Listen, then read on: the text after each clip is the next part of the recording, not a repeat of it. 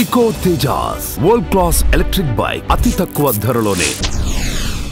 So పిల్లలు ఏమన్నా ఇప్పుడు ఇండస్ట్రీకి వస్తున్నారా? చెప్పలేమండి, ఏమి చెప్పలేము.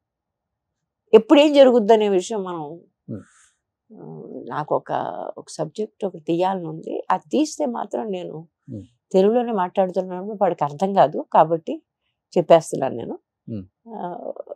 ఇప్పుడు ఉన్నాడు చూసారు ఇక్కడ, వాడినే పెట్టుకు తీద్దాం, ఎందుకంటే బాగా సూట్ అవుతాడు ఆ రోల్కి. ఓకే, సో తెలుగుకి ఇంట్రడ్యూస్ చేద్దామని.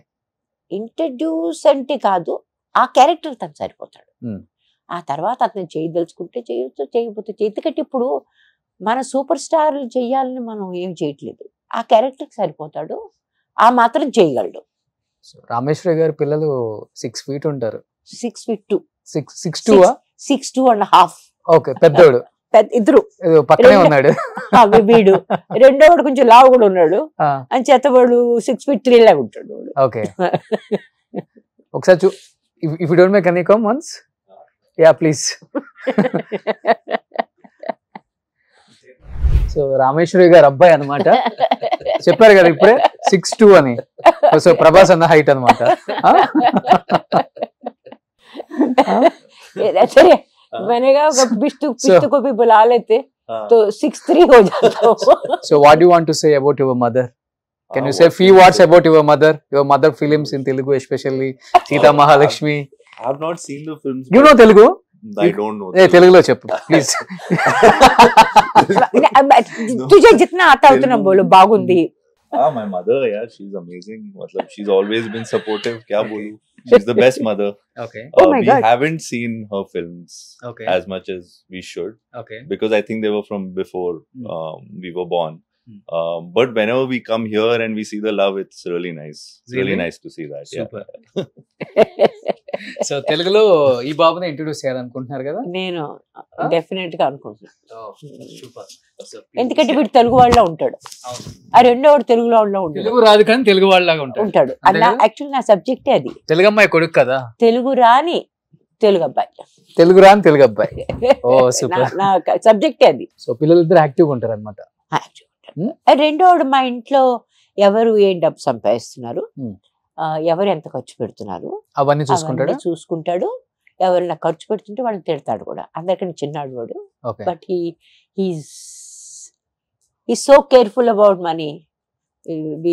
అంటే మా అందరి మీద కంట్రోల్ పెట్టాడు. సో బాంబేలో ఒక 500 నుంచి 1000 crores వరకు ఉంటుంది అంటే మేడం మీకు?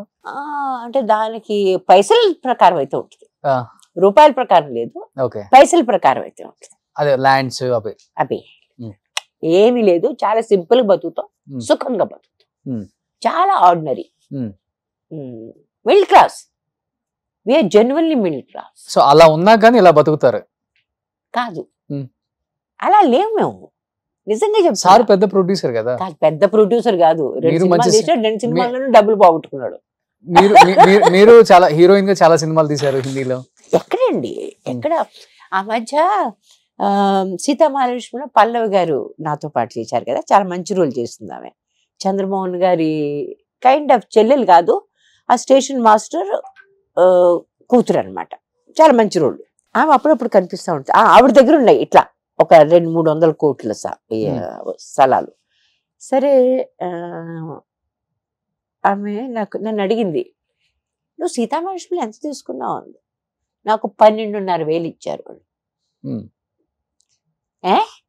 అంత తక్కువ ఇచ్చారా? నాకు డబ్బులు అడగడం కూడా చేత కాదు. సీతా మహాలక్ష్మి హీరోయిన్ కి 12,500 ఇచ్చారు. ఆ అమ్మాయికి సెకండరీ రోల్ చేస్తున్న అమ్మాయికి 30,000 ఇచ్చారు. Okay, so that's the way I have been. నాకు మొట్టమొదటి హిందీ సినిమాలో 10,000 వచ్చింది. సూపర్ హిట్ అంటే ఇంకా మనం సీతా మహాలక్ష్మి దాని ముందు అంత హిట్ కాదు. అంటే ఒక 20-30 థియేటర్లో మార్నింగ్ షోస్లో 60 weeks, కనీసం ఒక 25 థియేటర్లో 25 weeks, ఆ రకంగా ఆడిన సినిమా అది. 35 లక్షలతో చేసిన సినిమా కొంచెం 2-3 కోట్లు ఆ టైంలో సంపాదించింది. ఆ టైం హిందీలో ఎక్కువ ఉంటది కదా, రెమ్యునరేషన్స్ బాగా ఎక్కువ ఉంటాయి హీరోకి హీరోయిన్స్. కొత్త అమ్మాయి అంటే treated me like a princess.